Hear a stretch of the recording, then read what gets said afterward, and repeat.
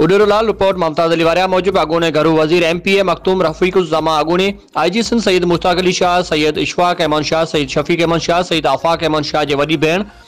सैयद मकसूद अहमद जी घरवारी सां सानत तहज़ीद कई। उन मौके ते सैयद मोहम्मद अली शाह अजलानी, जवार फ़कीर, हुसैन अली जाफरी, वडेरो यूसुफ छुट्टो, मजहर शाह, नूरुल वरिया महफूज अली जुमानी मौजूद हुआ। खैबर जे अगूने वाइस चेयरमैन जावेद अहमद मेमन जी तहज़ीद ते पैतल